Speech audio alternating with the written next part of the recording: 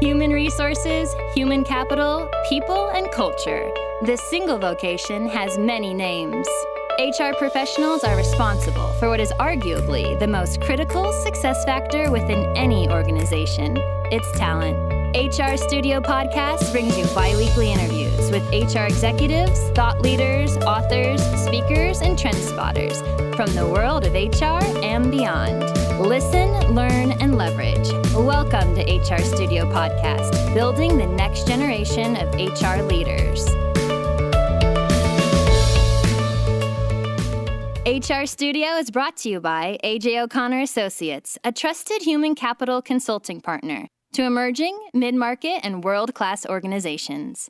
For over 35 years, AJO has built its reputation on experienced listening, exceptional quality, and caring partnerships, delivering services in 30 states and 20 countries. To learn more, visit us at ajoconnor.com and be sure to check out our top-ranked HR blog and sign up to receive email alerts while you're there. Welcome, everyone, to HR Studio Podcast, and my name is Fred Bunsa, and I'm going to be your host for today's episode. We are really excited to have Seddeek with us here today.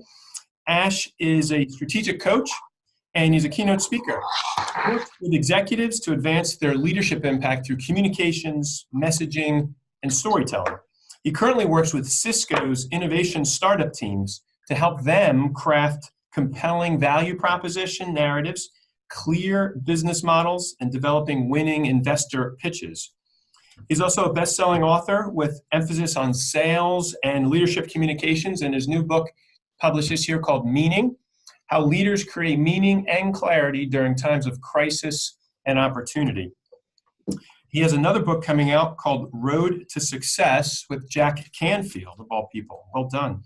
He's going to be sharing with us today his ideas around the 7 habits of highly effective strategic leaders, based on the work he's done coaching with leaders in different industries and the various conversations he's had in doing research for his book, Meaning. And then we're going to be connecting that to our audience of rising HR leaders, helping them up-level the kinds of conversations they're having with business leaders. So, Ash, welcome to the podcast. And my first question is why was this topic of such interest to you?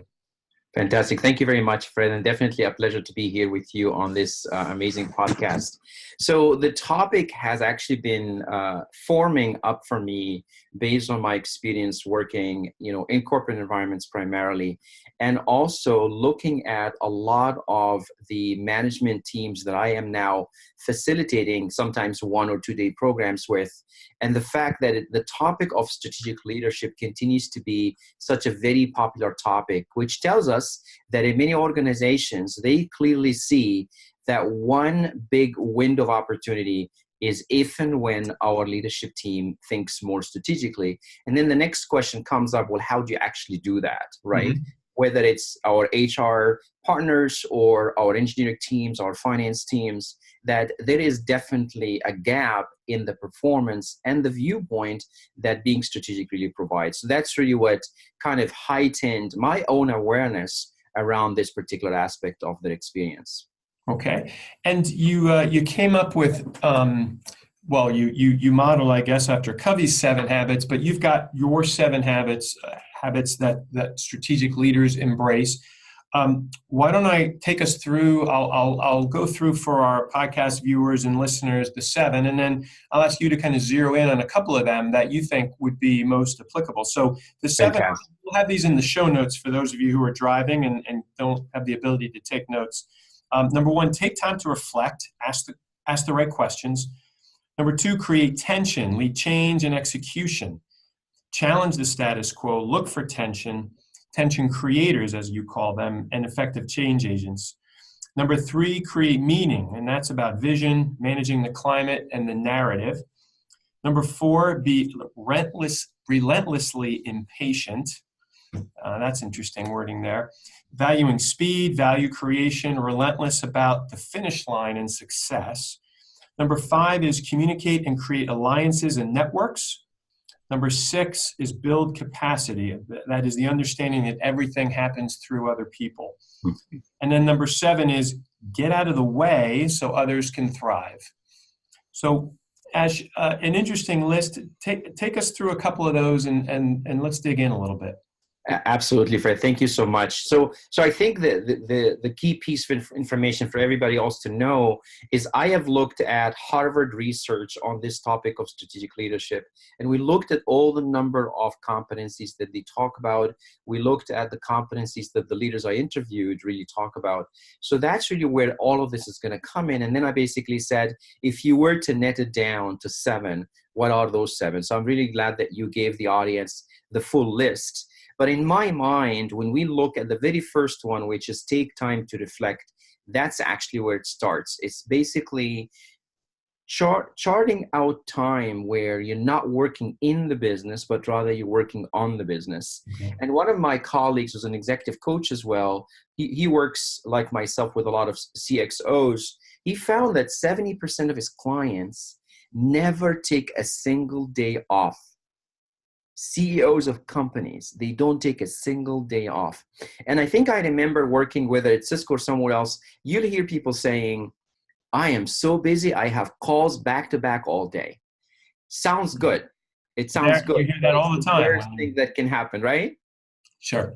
It's the worst thing that can happen because we really want to make sure that our leadership team gets time to sit by themselves. If you pass by them, you'd say, Fred looks like he's not doing anything. And that's exactly what you want to see. You want him to be reflecting and thinking. And one of the stories we hear in the Harvard research about this CEO who was actually in a car accident. He ended up going to the hospital, sitting in the hospital for X number of months, and really making use of that time, looking up to the sky and reflecting on, here's where the company is. I don't think the way we are organized is going to get us where we're going. Okay. And when he had a chance to go back, that's when he realized that the time he had to reflect on the business was the best thing that could have ever happened. And then the company became a multi-billion-dollar company only because he thought, you know what, we're not really in the best formation, and I need to talk with my leadership team and make sure that we get in the best formation. So definitely this idea of taking time to reflect, and it's not a solitary confinement in a sense, because you want as a leader to do your own share of reflection and also give your leadership team time to do the same thing. So it's almost like you basically want to say, this is a value. This is something that we as a company need to do on a regular basis. And we talk about 30, 60, 90 days touch points where, you know what, that reflection is needed on a regular basis. So it's not just something you do once and you're done. And when you say 30, 60, 90-day touch points, are you talking about in relation to check-in points for reflection or? Exactly. So definitely taking the time to sit by yourself. I basically call it have a meeting with you, right? So that meeting with you is a reflection meeting that really gets you thinking about how are we doing strategically? Are we in the best formation? Are there things that we can optimize? So definitely in my language, you'll see me talking about this whole concept of optimization. How can we make sure that we're using everything in the best use possible, right? Are we putting our resources in the best way possible so that we're getting the highest return on those assets, right? And the same thing applies here for that CEO. Are we actually tapping his or her time to the best of our abilities? Because if we suck their time into the day-to-day and they don't realize it, then we actually are missing out on potentially billions of dollars in value that we don't really get to capture. Because if you were to call him and say, I'm on the airplane going to Boston, I'm on the airplane going to New York, but hey, are you spending time thinking about where we are, where we need to be? Or not, because that's very critical. So we're basically now saying, you know what, make sure you schedule that time. I literally ask people in my programs to open up their phone calendars and get this meeting to be a recurring meeting where it's very obvious what we need to do here is really do some reflection and optimization. Okay. And do you have any suggested resources that people can use, some of the questions that they can ask themselves, or is it just really depend on the organization? No, I think there are definitely, we actually ended up creating an agenda for that meeting. So okay. What we could do in the show notes is give people an opportunity to download the PDF that gives them, here are the list of questions you want to be thinking about when you're having that regular meeting, 30, 60, 90 days every quarter, so that you make sure that you are holistic in your thought process. So we can definitely make that happen. Awesome. Great. So we've covered the first one. What else on that list of 7 would you really want to highlight for our audience? I think that the piece about creating tension and creating meaning and then being relentlessly impatient really gets us thinking about, a number of factors here. And these factors are, when you think about creating meaning, people want to understand where is the company going and how do we get there, right? So that piece about the vision is important because the leader then understands that my audience, my people within this company, even my customers, even my partners, every once in a while, I need to come in front of them and number one, really reduce their own anxiety, because that anxiety starts building up, right? The more we don't hear from the CEO, the more we don't hear from our leadership team, the anxiety starts to build up, almost like a tsunami wave, right? So the leader needs to step in and really talk to that conversation that's taking place in everybody's mind. I know what you're thinking. You're wondering, are we there yet, right? So here's what we've been able to accomplish. Here's where we are. And by the way, here's where we continue to track from a North Star perspective. And that's essentially this whole idea of meaning, is people want to know where we're going and also how do they fit in that picture. And then when you create tension, you basically then look at where we're going and then think about what are the steps that we need to get there and how much tension that creates in terms of there is a gap between where we are and where we need to be. And that's where the leader needs to realize that because you're creating change constantly, you realize that that's also creating some tension in the organization. And the first thing you want to do is acknowledge it. And then number two, then start talking to them more and more about how well they are doing so you can give them some reward and some recognition, and then continue to remind them that's what we're going to see when we get there, right? So what I'm hearing you say is that part of it is you're suggesting that the CEO, the senior leaders, that they reduce anxiety by being out there speaking and telling people, here's the roadmap. And then, but I also hear you saying you want to create tension. Yes. So you want to reduce anxiety, but create tension? And exactly. So you're absolutely right. It's almost like, how do you balance the two? Because one is more about really speaking to their psyche as human beings. They start to worry. If they don't know where they're going, they start to worry, right? And some of them may start thinking, I need to go somewhere else. So that's one human feeling and human emotion. The other emotion around tension is you're creating positive tension around, we don't like what our customer service experience is like. We want it to be much better. And then every day we come to work, and instead of tension, we actually convert it into excitement, because now we see how we want to recraft it and how we want to redesign it. And now we cannot wait to get there, right? So that's really what this is about. And then the piece about being relentlessly impatient, you still say, you know what? We can talk vision all we want, we can talk meaning all we want, but let's make sure we actually execute, right? Because everybody on the receiving end of what we're doing is waiting for us to get done, right? So when I think about our HR leaders listening to us talk about all of this, they then need to sort of embody those values as well, and then talk to the leadership team and really be there to help them articulate and not lose sight of the fact that they need to come back and do that. So say a little bit more about that. So your that last part that you said about being impatient, it's impatient for, is it success or is it progress, or is it either? What's your Yeah, thought? it's impatient from the standpoint of making sure that we keep an eye on getting to closure. So if for example, we're trying to redesign a customer experience, that we need to be very efficient with our project management and program management practices. We need to get very good at change leadership and change management. And we need to understand that we need to communicate really well with our stakeholders. So that really becomes more your execution engine. How good is it? And how good it can be, so that you're not, you don't lose sight of the fact that I need to make sure that I have a team that can execute. That's really what this is about. Okay. And impatience means that you really want to make sure that we meet our timelines. We don't keep, extending them. In some organizations, unfortunately, that's what happens. Well, and then I know you had, when we spoke previously, you talked, your number 7 said, get out of the way so that others can thrive. Say a little bit more about that.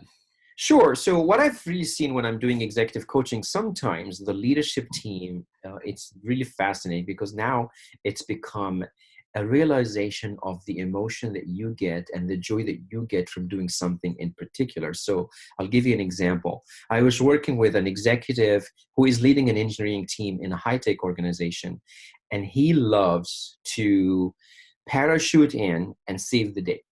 Okay. On major projects where you have a product that's multi-billion-dollar opportunity for the company. When that product is out the door, it's going to generate revenue. Now, what I basically discovered is that I basically told this executive, everybody around you has now really figured out that you love and you get a joy out of being the savior, right? Okay. So if you don't realize that that's happening, you're going to do this every once in a while, and everybody around you is actually going to create the conditions for that to happen because they think they're doing Fred a favor, right? Fred loves being a savior, so I'm actually going to do a messy job so he can come and clean it up and feel good about himself, right? So we need to watch for where is the emotion coming from, and then realize that our role is actually about a different emotion. We need the emotion of enabling everybody else to succeed with us, like a soccer or a baseball coach sitting on the sideline looking at how the game is getting played, Okay. right? So that's really where we basically talk about the concept of getting out of the way so others can succeed, because if we're not aware of our own emotions and what the joy we are extracting out of the business is coming from versus where it should come from, that's the difference, where it should come from, then we will actually be creating a very bad scenario where people are really creating, scenarios for us to step in and save the day versus really creating success that the whole organization is going to benefit from. So it's a very mental game that a lot of leaders don't realize, that they go to these meetings and they feel like I am, validated, but the validation you're getting may not be the validation the company wants you to get, right? They want you to get validation in a different way. Does that make sense? Yeah, I've seen it play out many times where I was coaching a sales leader who loved to rush in and close the big deal and didn't so much like to manage the sales team. And so that was a problem. He was exactly. It's like, how do you disconnect? Versus a manager. So yes. if you think about our audience of rising HR leaders, and you take these 7 strategic behaviors, where do you think is the best connections for people who are in an HR function or an HR role, HR business partner, or in a center of excellence? How can they bring these to bear in some of their work? I think they have fantastic opportunity. And I remembered working at Oracle and Deloitte, where one of the exercises we used to do is basically build a map of the business. Let's say we have finance, we have engineering, we have marketing, and we need to think about what are the metrics that these departments need to drive. And then as HR leaders, we need to use that language of these metrics to go to them and say, I understand that this year you're trying to, move the needle on 1, 2, and 3. When I think with you strategically, I would love for us to start talking about how do we build talent in order to make sure you have enough capacity to get to where you're going, so that you really connect a lot of those sort of HR goals with the metrics of the business line. And you're talking a conversation that looks like, oh my God, you're like one of the marketing executives, because you've come to the table understanding what those metrics are. And then you're also reflecting, using that very first habit to reflect on, when I look at the department, the marketing organization, I see they're doing this, they're doing that. Let me do some research by talking with my marketing colleagues and understanding how they feel they are tracking, gather intelligence from the organization, and then go to the executive and say, I've spoken with some of your team members. I heard X, Y, and Z. I would love to sit with you and think, how do we strategically, from an HR perspective, do more of what we're doing so that it actually aligns with where you're going. So I think it is an amazing, amazing role to play, because a lot of leadership teams really value the insight they get from the HR teams, because they know that's their blind spot. Okay. So what I hear you saying is they're acting as internal consultants in that regard. Yes. And it's starting with them understanding the business and the business metrics that are going to be most critical to reach. And then thinking about how the people and the organizational structure can connect to that. Exactly, exactly. I think the more they speak that language, the more everybody in the room will not look at them just as HR, but actually they're going to look at them as strategic consultants that are there to help really get everybody to see across the board. Yes. Okay. Great point. And what do you have any suggestions for HR leaders who are trying to be more strategic, but their business partners aren't giving them a lot of space to do that? I don't know if any of these particular behaviors come into play there, but if you were coaching someone in that, things would you suggest?